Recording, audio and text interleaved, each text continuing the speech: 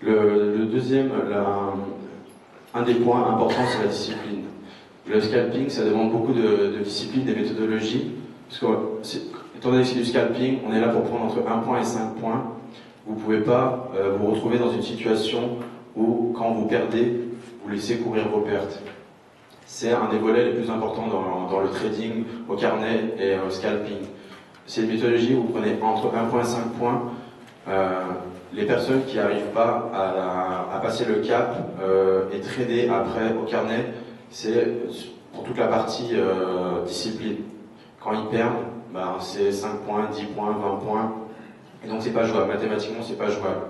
Donc tout cet aspect-là de la discipline et de la psychologie du trader, c'est un des points, je vais dire, les plus importants. On peut se permettre d'être moyen sur toutes les autres bulles, celle-là c'est la plus importante. Maîtriser le carnet, identifier les acheteurs et les vendeurs, c'est quelque chose qui est relativement facile. En 2-3 mois, on s'habitue à voir les ordres passer et à voir quand il y a un gros acheteur et quand il y a un gros vendeur. Là où il y a un problème dans le trading, et je pense que c'est pas uniquement dans le trading au carnet, c'est gérer ce facteur-là.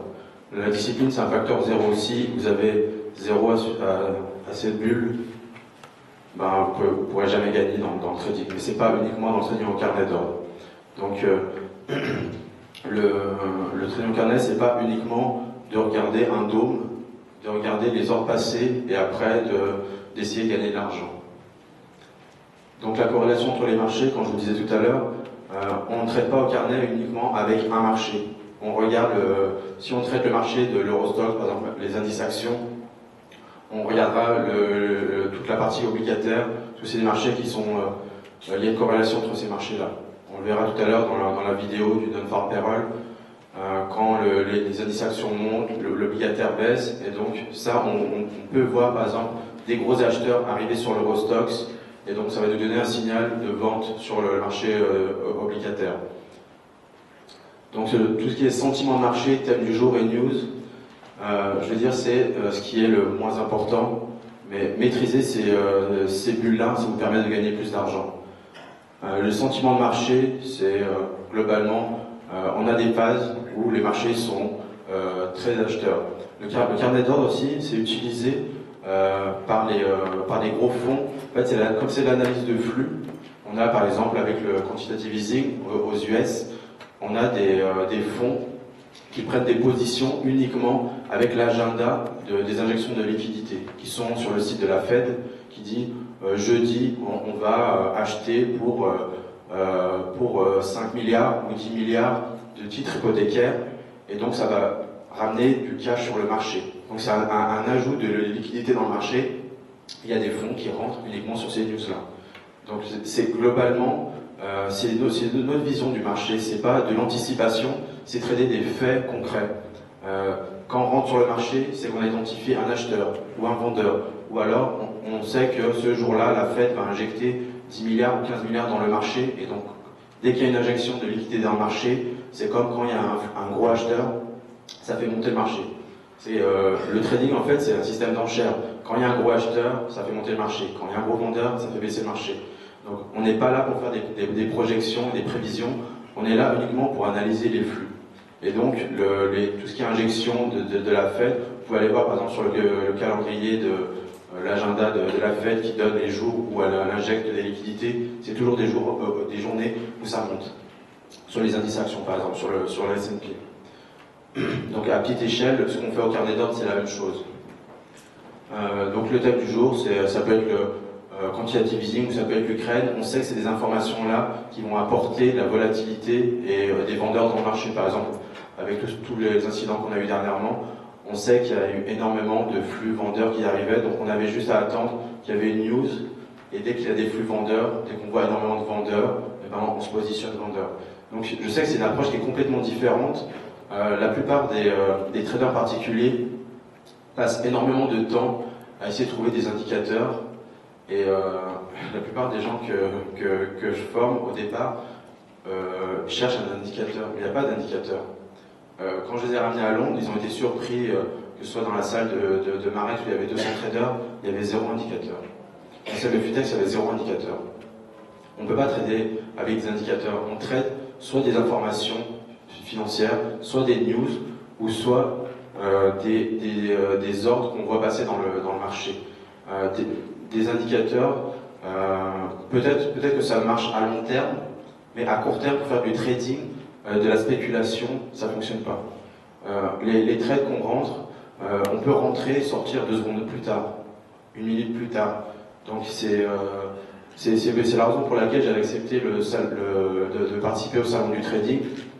C'est pour montrer que la spéculation sur les futurs, c'est vraiment du in and out. On rentre et on sort assez rapidement, comme le font les gros fonds.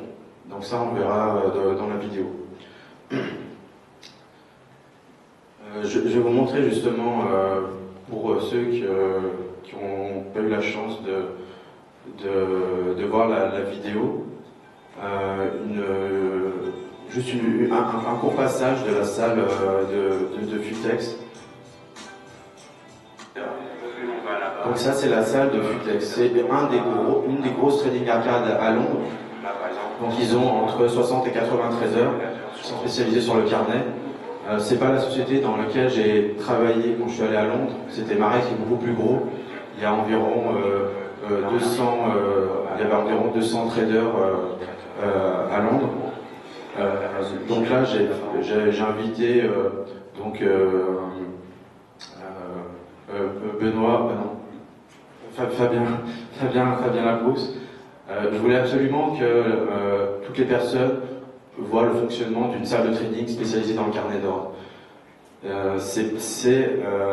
Toutes les personnes que vous voyez là, c'est pas des personnes qui ont fait des très grandes études, c'est des personnes qui sont recrutées sur leur capacité à trader au carnet. On a tout type de profils, des personnes qui étaient professionnelles dans leur domaine, que ce soit en sport, que ce soit dans le domaine où ils ont excellé. Il y a des joueurs de poker, des joueurs d'échecs. C'est vraiment un autre regard que ce qu'on peut voir à la télé, avec des banques, avec des personnes qui sont cravatées. Là, il y a uniquement des spéculateurs. Les trading arcades, c'est que des spéculateurs. Ils sont là, ils participent pas au financement de l'économie, ils sont là pour prendre de l'argent. Donc, ils rentrent et ils sortent sur des positions. Ça peut durer 1 seconde, ça peut durer 5 minutes, 10 minutes. Ça excède généralement jamais l'heure où une position d'1 heure, c'est déjà une position qui s'est mal passée.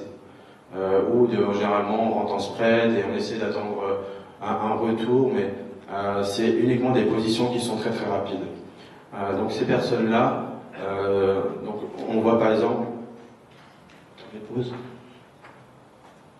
là en fait, c'est les carnets, on le verra, là c'est pas très clair, mais c'est tous ces écrans-là, c'est les flux d'informations, donc Bloomberg, Reuters, et après tout le reste, c'est des carnets. Donc chaque trait, on le verra plus clairement tout à l'heure, chaque trait c'est un marché. Donc là par exemple cette personne-là a 15 marchés. Elle regarde 15 marchés et dès qu'elle identifie un acheteur ou un vendeur sur un de ces marchés, elle intervient. Donc c'est uniquement pour vous montrer, c'est des sociétés comme ça, il y en a une dizaine, une vingtaine à Londres, il y en a une dizaine, il y en a énormément à Amsterdam, il y en a en Espagne, il n'y en a pas en France pour l'instant. Il n'y en a pas en France, mais par contre il y a beaucoup de Français dans toutes ces sociétés-là. Donc c'était uniquement pour visualiser que c'est pas quelque chose qui n'existe pas, parce que c'est vrai qu'en France, comme ça n'existe pas, on a du mal à s'imaginer que ça puisse être aussi développé. Quand j'étais au salon du trading et que je disais le trading arcade, on disait mais ça n'existe pas, personne ne connaît en France, donc ça n'existe pas. Donc j'ai ramené une dizaine de personnes avec moi, pour qu'elles voient que c'est pas des conneries. Donc cette vidéo-là, vous pouvez la voir en intégralité sur internet, sur le site de Fabien Labrousse qui diffuse des vidéos de trading. Donc le trading au carnet, il y a aussi un autre outil qui permet d'identifier où sont les acheteurs et les vendeurs, c'est le market profile. Le market profile, ou le volume at price, ça permet d'identifier où sont les acheteurs et les vendeurs. Je ne vais pas en parler à la conférence, mais s'il y en a qui veulent se renseigner et avoir des informations, c'est un outil comme les graphes avec les supports à les résistances qui nous permettent d'affiner le trading. Donc là, la vidéo que je vais diffuser sur des sessions de graduates qui tradent au carnet, c'est fait sur la journée du le chiffre de l'emploi américain, le non-farm payroll. Donc c'était je vous donne juste la visualisation du graphe. Après, je vais vous mettre un carnet d'ordre. Et donc, je veux juste que vous ayez en tête que le marché que vous allez avoir sur le carnet d'ordre, c'était ça. Ensuite, je vais le basculer sur le carnet d'ordre. Mais comme il n'y a que des cotations, c'est difficile pour quelqu'un qui ne connaît pas le carnet de voir à quel marché ça correspondait. Donc c'était un marché, donc ça c'était l'Eurostoxx, donc ça c'était le marché du Bund avant le chiffre de l'emploi américain, donc après il y a eu le chiffre de l'emploi américain, donc juste que vous ayez en tête sur quel type de marché c'était au niveau graphique. Je sais que vous avez beaucoup l'habitude d'avoir des graphes en tête, comme ça vous permet de visualiser. Et l'Eurostoxx, donc c'était, on avait l'Eurostoxx avant le chiffre, donc le chiffre de non-farm payroll était sorti très très bon, on a eu une très forte baisse. Là, après vous allez le voir en carnet d'ordre. Donc, en fait c'est très important que vous ayez l'image du graphique, parce que je sais que comme vous n'avez pas l'habitude d'avoir le carnet, ça va vous permettre de comprendre après comment fonctionne le carnet d'ordre. Donc là, je vais mettre la vidéo. Donc là, on a une vidéo des 5 marchés. Il y a beaucoup d'autres marchés qui sont regardés par les graduates qui prennent des positions. Là, on a par exemple le marché allemand, le DAX. On a l'Eurostoxx. On a le marché de la dette allemande. On a sur 10 ans, là sur 5 ans et là sur 2 ans. Donc hier, dans la présentation, je disais qu'il y a beaucoup de traders à Londres qui utilisent ces marchés-là, le 2 ans, le 5 ans, sur la dette allemande, parce que c'est des marchés qui ne bougent pas beaucoup. Il y a presque 5000 lots par prix, et c'est des marchés qui bougent habituellement de 5-6 prix. Donc pour des personnes qui vont chercher entre 1 et 5 points, c'est assez facile de faire 1, 2, 3 points sur ce marché, étant donné que le range de la journée est de 6-7 points.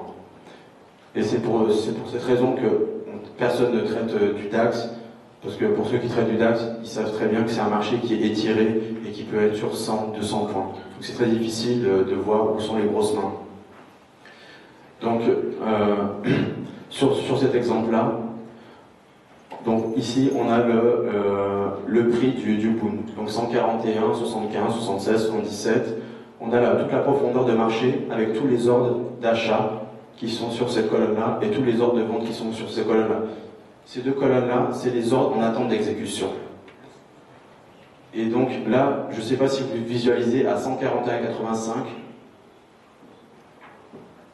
Donc à 141,85, il y a un ordre de 1244 lots qui n'y a pas sur tous les autres prix. Il y a deux solutions. Pour ceux qui étaient là à la conférence hier, ça peut être du spoofing. Du spoofing, c'est quoi? Juste pour résumer, pour ceux qui n'étaient pas hier, c'est des faux ordres. C'est des ordres fictifs. On met des gros ordres d'achat parce qu'on veut vendre. Donc c'est des stratégies qu'utilisent des grandes banques quand elles veulent acheter ou quand elles veulent vendre. Elles vont spoofer le marché, elles vont mettre des faux ordres pour influencer les autres intervenants. Donc là, il y a deux solutions en fait. Soit c'est un gros intervenant qui veut acheter à 141,85, ou soit c'est un spoofing. Donc ce qu'on fait, c'est qu'on attend que le marché arrive sur ce niveau-là et on regarde ce qui se passe. Si l'ordre s'enlève, c'est que c'est un faux ordre. Si l'ordre reste, ça veut dire que c'est un vrai ordre. Donc dans l'exemple...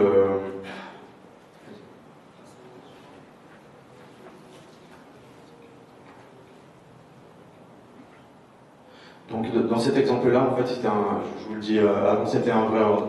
Donc ce qu'on fait, c'est que quand on identifie qu'à 141,85, 141,85, c'est un vrai ordre. On va essayer d'acheter juste avant, et on sait que s'il y a un gros acheteur, et donc on achète avant le gros acheteur.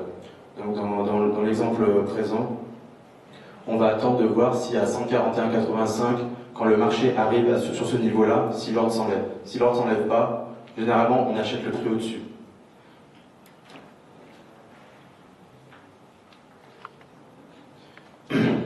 Donc là, le marché vaut 141,92, donc là, il vaut 141,89, et l'objectif, c'est donc là, je place un ordre.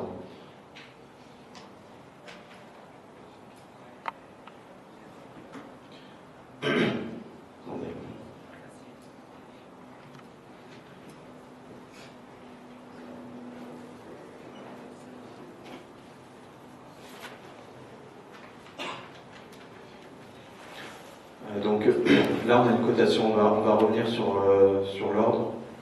Donc là, je place un ordre à 141,87 pour ici de 10 lots. L'ordre ici est à 141,85, donc il y a toujours le gros acheteur.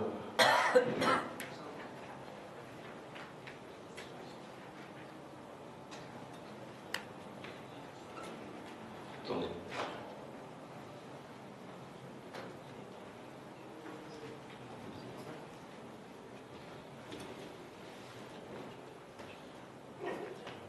Donc là, je place un ordre d'achat à 141,86. Pourquoi je place un ordre à 141,86? Parce qu'il y a un gros ordre d'achat à 141,85. Il faut que je fasse attention au cas où cet ordre s'enlève. Si cet ordre s'enlève, ça veut dire que c'était un spoofing, c'était un faux ordre. Et donc si je suis exécuté à 141,86,